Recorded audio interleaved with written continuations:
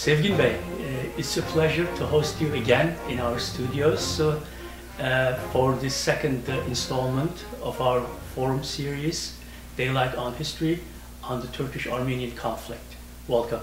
Well, thank you very much. It's my pleasure to be here again, and may I also thank you for hosting me because Kaya Bey is away. He happens to be in Turkey at this time. So I appreciate your being my host today. Okay, it's always a pleasure. Yes, indeed. At the first meeting, we outlined the subject matter in broad terms and introduced TADA to our viewers. I think it would be appropriate at this time to expand on the idea of TADA, its mission, its policy statement, maybe discuss a little bit more in detail its goals and aims and its unique approach to these issues. So, without much ado, Sevgin Bey, again, what is TADA? What is its mission? Yes, I understand. Excellent question, actually. That's very good. I think we should underline what TADA is and also what its mission is, so that our viewers can understand where we're coming from and where we are headed for. So, TADA stands for Turkish Anti-Defamation Alliance. So, as the word alliance implies, we are a group of people allied together to carry out our mission. So again, let me just rephrase TADA again, is Turkish Anti-Defamation Alliance. Right. And now the mission statement that actually supports that name, as well as, I might add, which is derived from our policy statements for TADA, and we have a Turkish equivalent for that, which is iftiralara karşı, Türk Birliği. So our Turkish, and by the way, one can get onto our website, www.tadalliance.org, in order to find about all the details of what we are about to do and how we are trying to reach our people. That's the important part of it. So, without any further ado, as you said, let me restate the mission statement, which says that to stop defamation of Turkish people and seek accountability and affirmation of all. That is to say that if we were to break it down really into two subparts, it says that stop defamation of Turkish people. So what that says is that we need to first find out who these defamed people are. And the second part is that once we know who those defamed people are, and we'll explain further as to who may feel defamed, etc., then we will seek accountability and fairness for all, so that may call for going to court perhaps, because if the individuals who are being defamed are hurt, harmed, if we want to use a legal term, harmed or damaged, either mentally or materially, that is to say psychologically or otherwise, like maybe somebody's store being stoned because the owner happens to be Turkish, and so the people around there are doing just that unspeakable kind of actions. So, in a nutshell, therefore, TADA is an organization which is using a new approach in trying to get to the bottom of all this conflict that happens to be between the Turks and the Armenians. Now, when I say Armenians, I have to be careful as well. What I'm really referring are the diaspora Armenians in the United States. Okay, we will get to that later maybe. Mm-hmm. I think we need to stress one important point here. TADA is seeking redress for the unfair treatment of Turkish Americans. Differently from a lot of other organizations, TADA is actually willing to go the extra steps to find recourse, to find remedies for the unjust situation that the Turkish Americans find themselves in. So I think that sets it apart from many of the other organizations. Exactly. But you pointed that out very clearly. Yes. Thank yes. you. We also, TADA is reaching out to its audience by taking advantage of newest technological advancements, right? That's correct. That's correct. Now, of course, we are starting out by having these kind of sessions on the internet, and we're hoping that in the future we would be able to have this in a live TV show format, where in fact we would like to see our people establish a conversation with us, and not only at a distance, let's say by telephone call to that particular show or email for that matter, but actually appearing on the stage here with us, so that we can talk about you know, how they are being treated because of being a Turk, also how they are being treated because they don't happen to believe in Armenian genocide. Then we can touch upon the denialists and so on and so forth. Right. Which brings us to the topic of our forums. Maybe we can dwell on it a little bit. Forums, what is their format, and the name and the label of it. For instance, these are named Daylight on History. How so? Very good. Yes, in fact, our viewers may have noticed that the program opens with Daylight on History. And in order to pick a particular name for our forums, we had a, you might say, a contest, shall I say, within our membership as to what kind of a name they would like these forums to be known by. And amongst several others, we had 25 entries actually. We chose, the common vote was for Daylight on History. So what do we mean by that? Well, you know, especially since we are sort of focusing on the events during the First World War, or prior to that and after that, what happened in Anatolia during the time of the decline of the Ottoman Empire, that the portrayal of those years, which were terrible years, not only in Anatolia, but, well, I mean, it's the First World War, of course, which was terrible on its own account. But those, actually, we want to shine a light on the events that took place in Anatolia. Because, I mean, there have been attempts in the past. It's like putting a flashlight on it, or turning a switch to turn the light on that particular history, and somebody comes along and turns the switch off, and it's a dark history. So we believe that darkness is not called for. And well, what comes to mind is that they have sabotaged it by way of turning that switch off. So we would like to turn that switch on, and would like to use the current technology. If somebody tries to turn that light off, then we can always use our iPhone or whatever it is and turn it back on. So don't try it. Right, right. Good.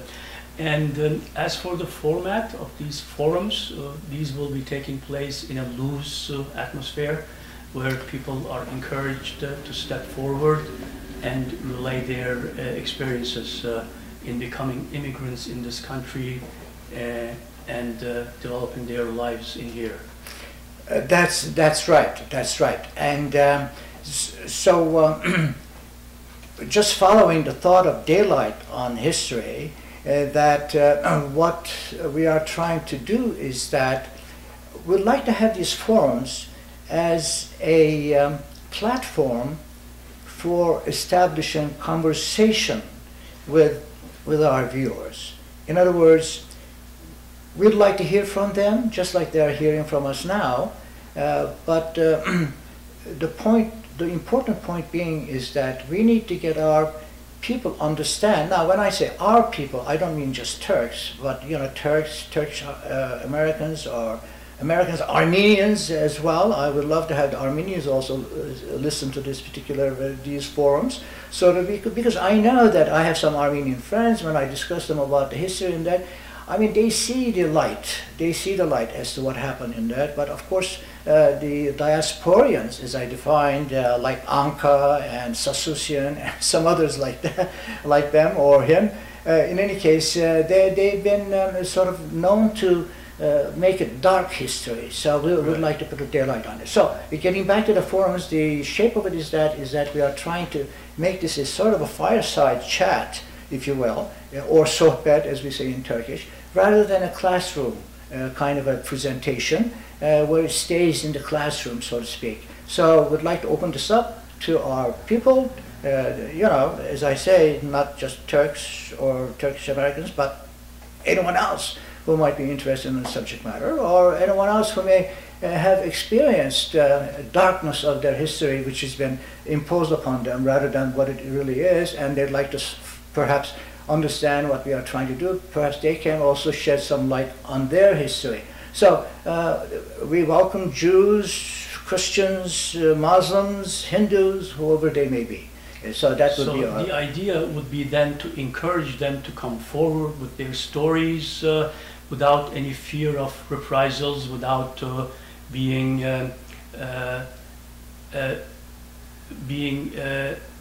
blocked for repercussions, so they would be able to make use of their freedom of speech here. Exactly.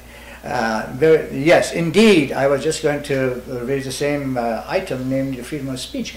You know, when we think about freedom of speech in the world at large, there isn't too much of a, well, maybe, let me put it this way. The freedom of speech, as we have it in this country, we should be proud as Americans or Turkish Americans, we should be proud of our Constitution, because the First Amendment of the Constitution of the United States says that, you know, you are free to speak your mind.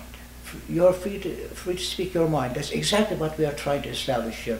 Have people come out and speak their minds freely. Now, when I say that, I said, so why are we doing this? If we know that there's freedom of speech, isn't there already? Well, I might add that we are trying to spread the freedom of speech, if I may so, with our forums, because what happens is that, you know, although there is that freedom of speech as protected by the First Amendment, but there seems to be, and no court will take you to, you know, punish you or whatever you want to call it, because you say there was no Armenian genocide, for example. Like we discussed about Perenchek, for example, at the last session, how he did what he did in Switzerland, etc. And so, because when he said that there was no Armenian genocide, it's a big international lie, then he was fined for it, and then he was put into jail. He was going to be put into jail, and then he took it to the European Court of Human Rights, and then he won his case. But we won't go over that right now again. So, having said that, freedom of speech. Sometimes you're not allowed. Yeah. To that's what I'm getting at. Yes. So what I'm getting at is that, but there seems, even though there is no legal problem in terms of speaking your mind, but there is a societal self-censorship, it seems to me. There seems to be. I mean, we see that all around. Okay, maybe Sevgin Bey, hold that thought. Okay, we'll very take a short good. break, and then we'll come back. Oh, you want to take a break now? Okay, good.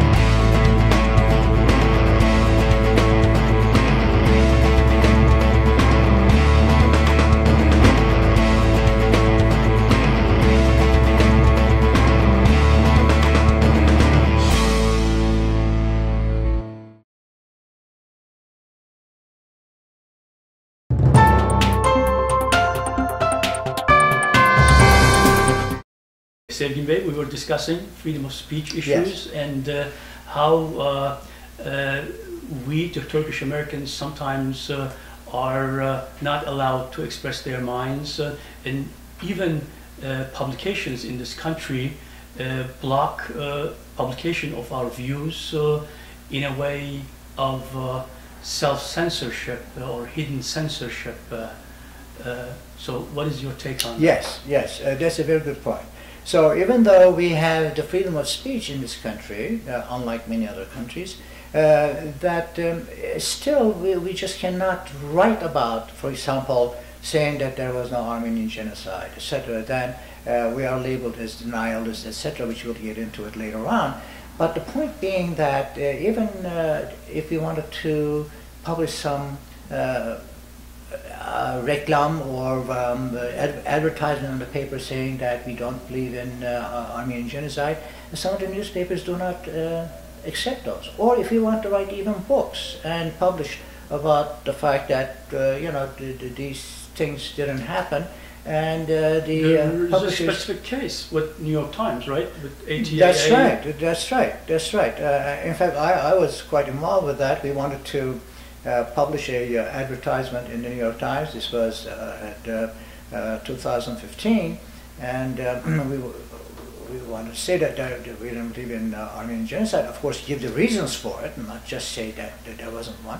We have to give reason for it, valid reasons. But we were essentially at first told that maybe we could change it a little bit, and then so they could publish it. I said, well, okay, let's see if we can sort of edit it a little bit. And the bottom line is, when they edit it, of course, when you look at the final product, it has nothing to do with what we had in mind in the first place. So, although the same copy, the same text was exactly published at the Washington Post. Right. So how do you reconcile these? Is one paper better in terms of approaching these issues than the other one?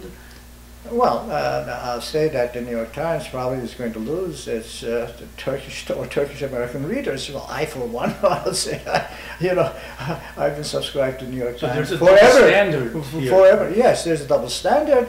And not only that, but some books also, and some magazines wouldn't even accept articles or advertisements which say that there was no Armenian genocide. So here again, it's because it's like that, in the public at large, we are trying to tell our viewers that we have a forum here. You can shout, if you like, that there was no Armenian genocide. Right. So we provide a platform for people to express their minds freely and openly. Right. Good.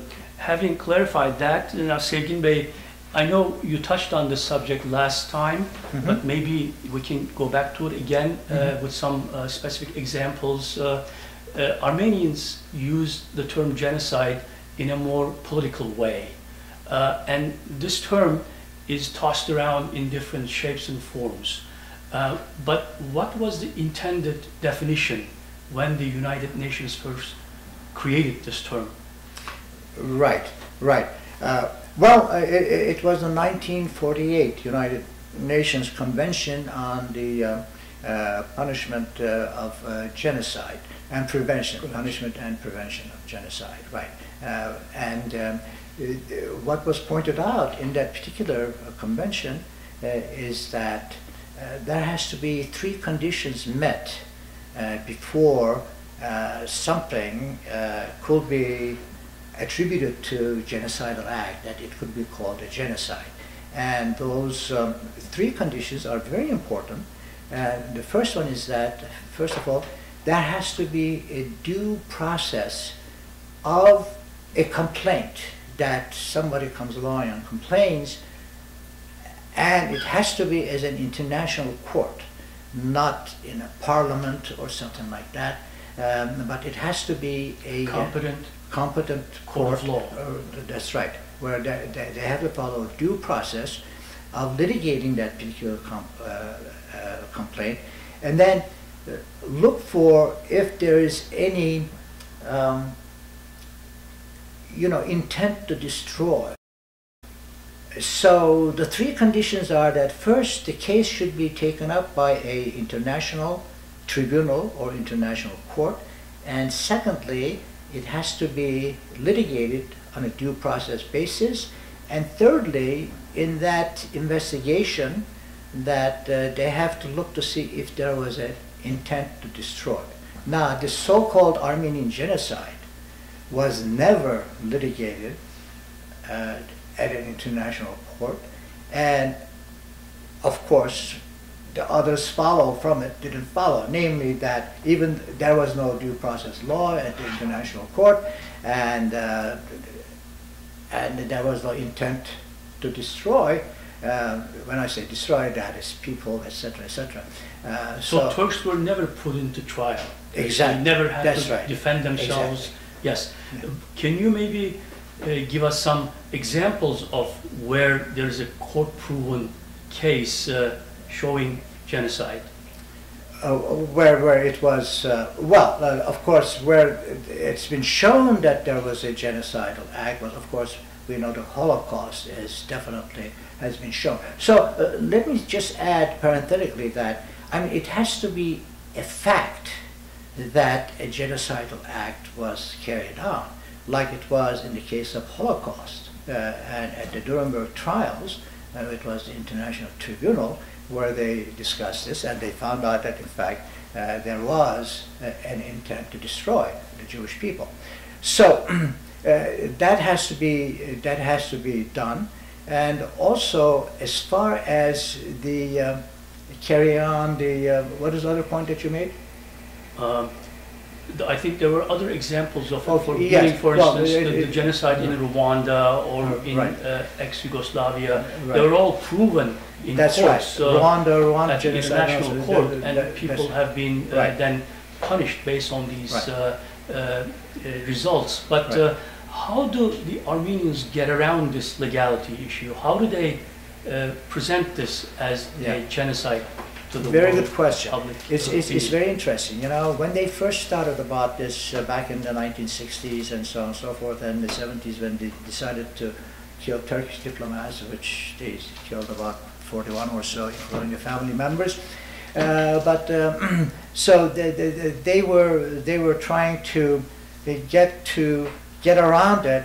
First of all, you know, they were referring to actually Talat Pasha telegrams, apparently, because you see, it has to be sort of a premeditated act by a government or by an establishment. In this case, by the Young Turk, the CPUs, etc. So, in the first place, they started with the Talat Pasha, and they found out that Talat Pasha telegrams, which they were talking about, they had been actually forged by themselves, and that came to be known, so they left it alone. And then they wanted to show that the actual relocation of the Armenians, because they were, you know, backstabbing their comrades in arms, Ottomans, while trying to fight the Russians. And then the relocation was then, they tried to show that that was genocidal act, and that didn't help. Now, what they are trying to do is they want to hold on to any, grasp onto anything that they can. For example, they are now turning into a social genocide rather than legal genocide, which has to meet the United Nations Convention conditions for it to be illegal.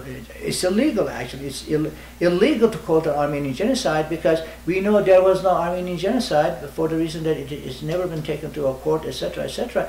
And then, but the unsuspecting public, they are being defrauded by the Armenians when they call it a Armenian genocide, because there is no such thing as that. So the point is that they are now calling it the social genocide, and I have an interesting story I heard someplace. Actually, I read about it.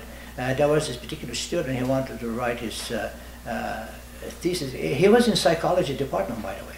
So what he wrote his paper on, and I guess he got his doctorate from the school, was that he said he was trying to prove that actually the Turkish mind was hardwired for genocidal acts. Can you imagine that? I mean, they are such a crazy idea. Yes. Yeah, I mean, they are trying to hold on to any straw to make a case. So, getting back to your question, these are the ways that they are trying to get around it. They are trying to implant it in the minds of the people. By the way, speaking of which, I think Justin McCarthy, in one of his books, he puts it very well. It's not only until 1960, he said at the last session, that the Turks and the Armenians were in a relatively good, even though it may have been a benign relationship, but I mean, they respected each other. But in 1970s and so on, they started killing Turkish diplomats, as I mentioned before, and then the Turks started to wake up, if I may say so, and so they started doing some fantastic research into the archives. By the way, the Armenian archives in Yerevan are not open, or those in the Boston area are not open, whereas the archives, Ottoman archives in Ankara are open. Anybody can go in and do their research, etc. Which several researchers have done. Yes, and there are millions of documents. But getting back to this, and Justin McCarthy has written a book called The Turk in America, and he shows in there, let me just flash this for a second, The Turk in America, and it's a almost 500-page book, but if I'm not mistaken, I read the whole thing, I should remember this, but about 200 pages are references. So what he's saying is that the Turks, and Muslims for that matter, and the Turks have been portrayed as infidels and some terrible other things going back about a century or more. Here is, this book, Turks and Armenians, this is not 500 pages, this is much shorter, but it's really a thumbnail sketch of what he talks about in the bigger book. But this is what he says: the impression that the Turks must have been guilty of oppression and one-sided massacre of Armenians is seldom based on study of history. So, the impression that the Turks must have been guilty of oppression and one-sided massacre of Armenians is seldom based on study of history. Instead, it's a general belief that he has passed into popular culture. So strong is the belief that it's essentially unquestioned. When scholars do question the belief, they are called genocide deniers, or worse, as if that somehow refutes their studies. So denialism, the label that they try to stick on the truth seekers, is actually a term from the popular culture.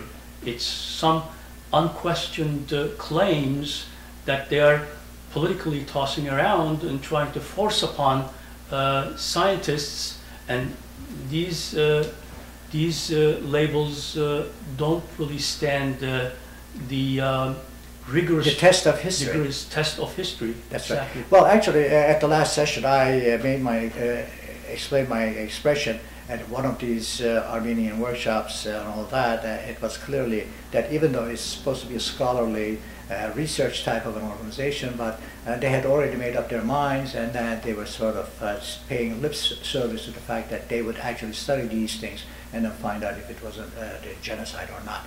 But that's another story.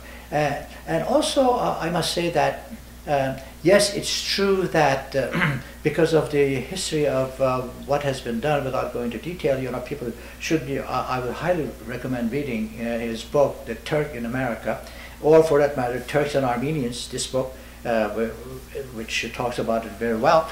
And that, but American people are ready to listen. So this is why I think we have this forum too, so that we can all listen, including Americans and Turkish Americans and so on and so forth. They are willing to listen, and when they listen, they understand where we are coming from.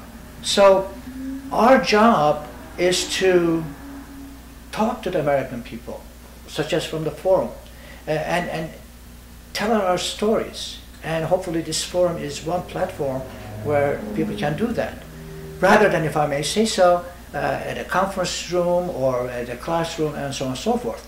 So having said that, once we are able to talk about these things in clear and loud, more sound waves, so like the sound waves of this particular presentation, let me put it this way. I think let's maybe take another break. Yeah, let's take a break. Yeah, okay.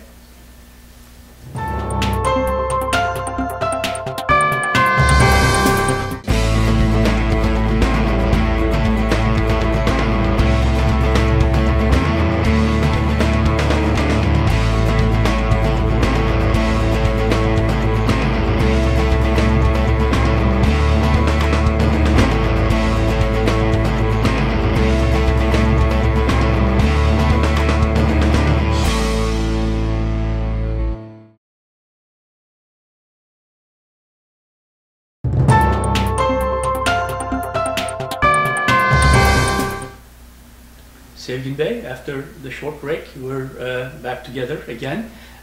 We were discussing the label denialist, how it doesn't stand the test of history. Maybe you want to take it up from there? Yes, indeed. Yes, I read from Justin McCarthy's book. He gives a perfect relationship of how the denials came to be in the if not in the, I wouldn't say the public mind, but the Armenian diasporan's mind, I should say. So having said that, you know, I touched upon the fact that up until 1960s that the Turks and Armenians, the relationship was sort of benign, but nevertheless, you know, they respected each other and all that. But starting in the 70s, the diasporans, with the influence of the Asala and Dashnaks and so on and so forth, they started killing Turkish diplomats. Right. So we'll get into those later, but I just wanted to point out that it wasn't only, I mean, in the 1960s that the Turks and Armenians were benign, but they were in a relatively good relationship. But I'll tell you, most people know this, and most historians, Armenians know this, especially the Yerevanians, about the diasporans, even though they know they deny it, yes. I should say, I could call them deniers. And you might say, what was that? Well, the fact is, for centuries, I mean, Turks and Armenians lived as very good neighbors down the street from each other. And not only that, but, I mean, well, you know, the Ottoman Empire was a meritorious system. Right. In other words, if you were successful in what you were doing, the sky was the limit. And in fact, there were Armenian prime ministers during the time of the viziers, we call them, or sadrazams, and so on and so forth. High-level officials. Yes, yes, but I don't think the, how shall I put it, the ordinary Armenians don't know this. But the diasporians, like Anka and so on, they know very well. As Kaya Bey pointed out that last time, that in fact that they are using this lack of understanding of all these things, that they are using the Armenians today as a part of a money-making machine. Now, I won't go into that in detail, but nevertheless... Whereas the Yerevan Armenians are closer in culture and relations to Turkey. For instance, there is an episode that took place in Cappadocia. You might want to relate that to thank you. Yes, I was going to lead to that. And that is, not only centuries ago, and for centuries was there a good relationship between the Armenians and the Turks, but even today, between the Yerevanians, as you pointed out, and the Turks, because a member of our group, by the way, he cited as an example that he was in Cappadocia several years ago and staying at a particular hotel, and there were Yerevanian Armenians there as well, and there was a meeting between the journalists or the reporters and Turkish and Armenian, and Azerbaijani. That's right. And then, you know, after they did their work during the daytime, they went to this nice place at night where you know, they watched the dancers and the music, and they had a great time. So I mean, these things are happening even to today in Turkey. There are more than 50,000 Armenian au pairs. Now, they may be undocumented and all that, I don't want to get into that, but the point is, Yerevanians understand it, but the diasporians in this country, they don't want any resolution or reconciliation or anything like that. They want this. In fact, they actively block it. If I may recount at this point a short story of mine, I'm a member of a classical Turkish choir in Connecticut. Every once in a while we get together and have drinks and food, and there's a cultural tradition. Together. Yes, exactly. We sing songs and perform and give concerts even. And this is all classical Turkish music. And as you know, classical Turkish music produced some very important Armenian composers. Some very capable Armenian masters have written beautiful, extraordinarily beautiful songs that we still perform. Nevertheless, to make the long story short, while we were doing this, we heard in Rhode Island that there was an Armenian group who was doing the same thing. They were keeping the tradition of classical Turkish music alive and singing all these songs. And one thing led to the other. I forget which one contacted who, but in the end there was contact between these two groups, our Turkish group in Connecticut and then Rhode Island group, and we decided that we'd do a joint concert. So we started picking songs and then rehearsing, and the concert date drew closer and closer. All of a sudden, a few days before the concert, we hear from the Rhode Island Armenian group that they're backing out of the project.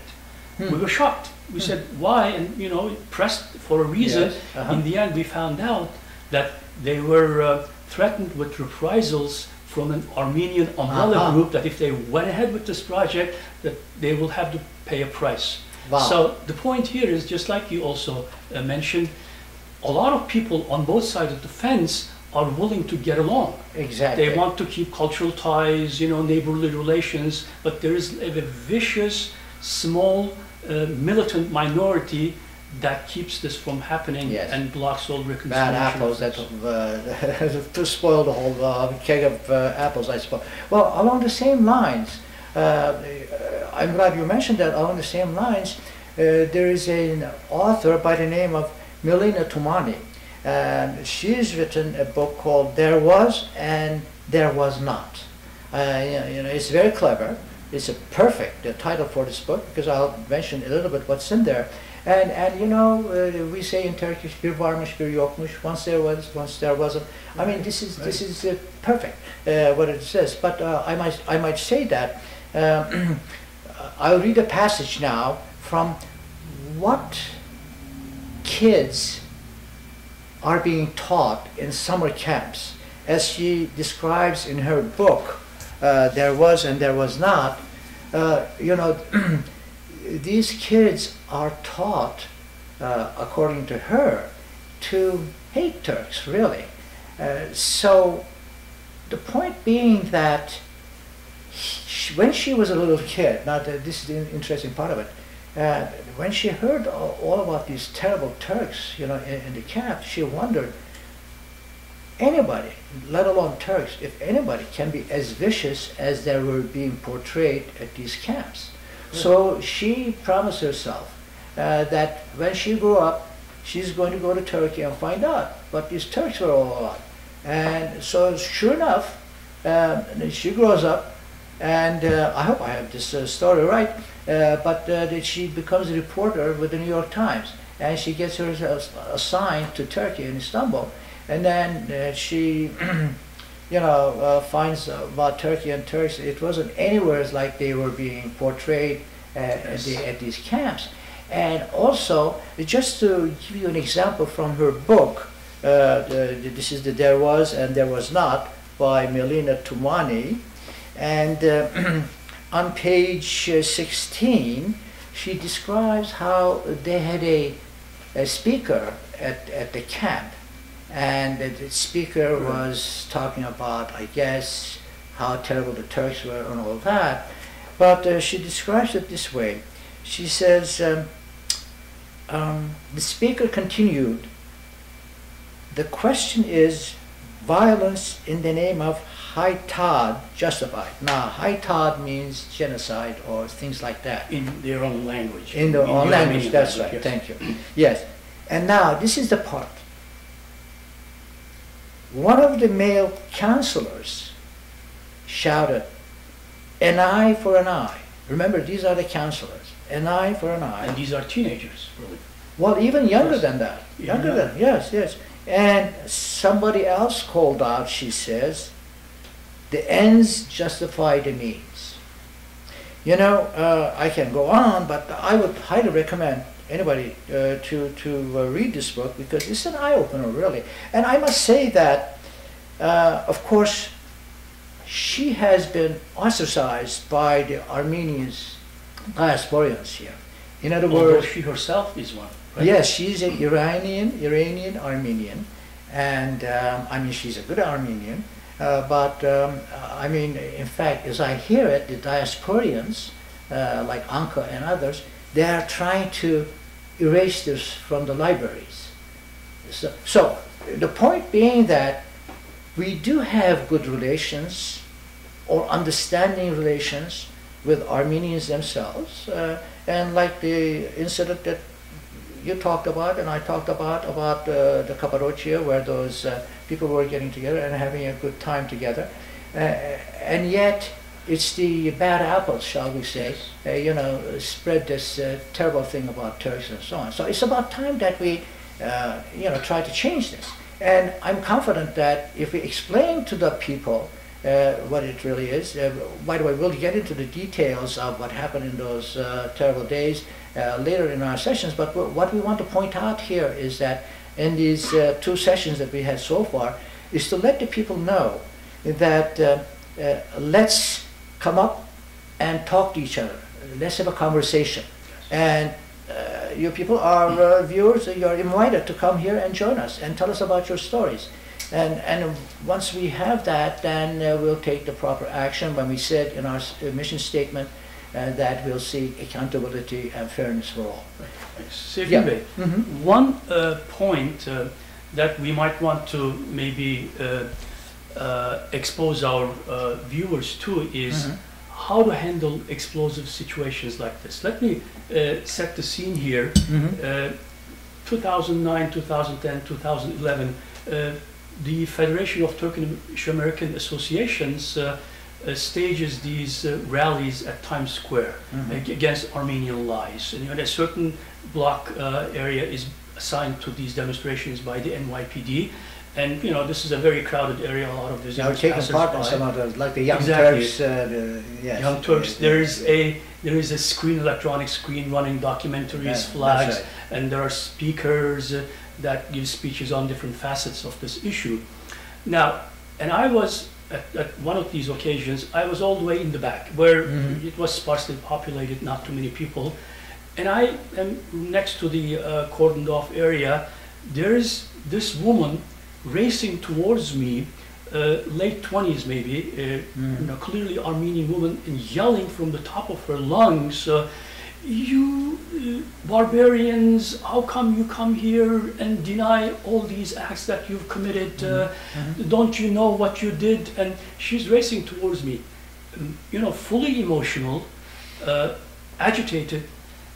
Sevgin Bey, how do we handle these situations? Because if we want to be proactive and attend these rallies, a lot of Armenian-sponsored events, and raise our hands, maybe talk against their points, and we will be confronted with these people.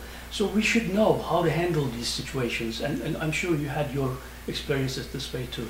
So what can we do here? Yes, my first reaction is, if that woman was running up to me or to the place and then yelling those things, I could have said, oh, I hear what you're saying, could you please tell me more about it? Rather than, shall I say, you liar, or you this and that, you know. Calm. That's right. Calm it down. And then try to engage. And hear it out, maybe. Yes. Now, I mean, no guarantee that she will talk to you. She may say, to hell with you, you know. So it goes away. But at least you've tried. At least, and somehow indicate you are Turkish or Turk, I don't know. But that's not too important.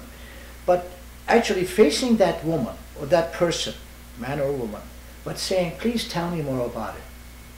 And I think I described what happened at Waldorf Astoria at the last time. Yes. And I was totally amazed. These young kids, I mean, they started out in the same fashion, But then I said, well, I don't know anything about it. Could you please tell me something? And then we started having a dialogue.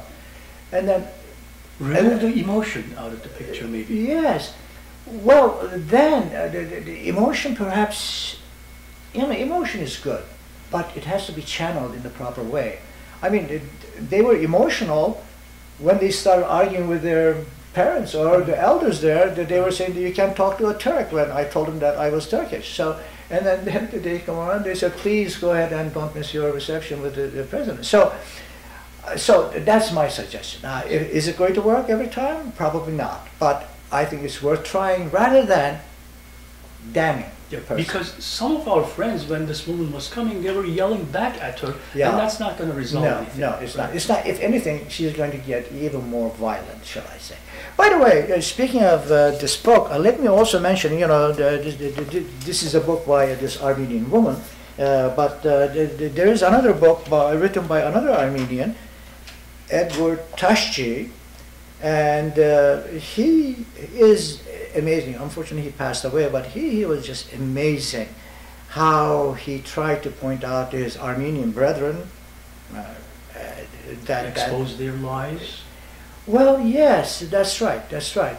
Again, he had an approach trying to expose their lies without putting them in a awkward position. When sometimes people are, find themselves in an awkward position, they are going to behave irrationally, and we don't want to do that.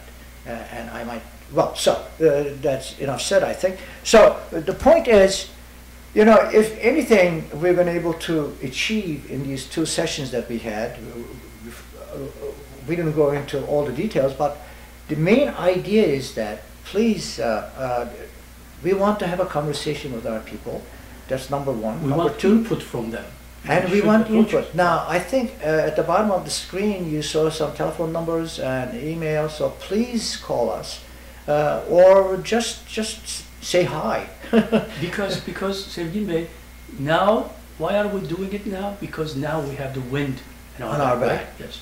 That's right. That's right. Well, in a nutshell, there was a very good question. In fact, Kaya Bey asked last time too, and that is, at this time we have books such as these coming up, and also there are some very important court decisions that are being meted out, like by the European Court of Human Rights, and then following that the French Constitutional Council, and also there have been some reversal of Armenian resolution in some of the Latin American countries like Brazil and so on. Or the Armenian, but then reversal. Yeah, right, a reverse.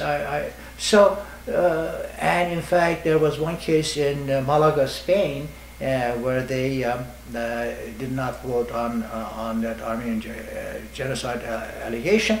And also more recently, the Danish Parliament, they refused to use the word Armenian genocide. Right. So, yes, you're absolutely right. We have the wind on our back, and this is the time to go ahead.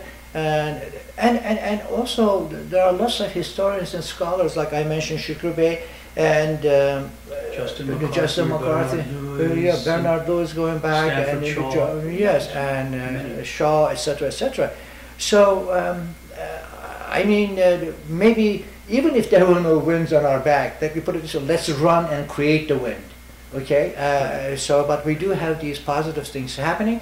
And by the way, I think the Armenians are beginning to have that sinking feel, because let me mention, we'll also be talking about the current events. Just recently, you may have read in the papers and you heard about the Ottoman lieutenant.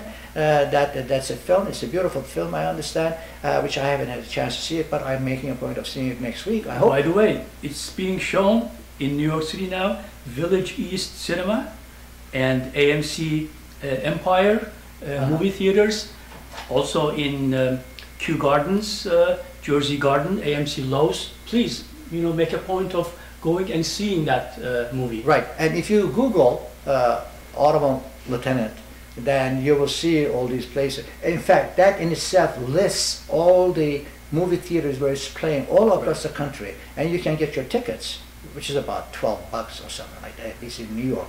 So, so the point is, the Armenians are beginning to feel that, get that sinking feeling, I should say, because they know things are coming up, like these court decisions, and like these books that are coming up, and very important studies that are coming out from the schools and the universities and so on and so on. There are lots of Turks as well as Americans and British, like Dr. Pat Walsh.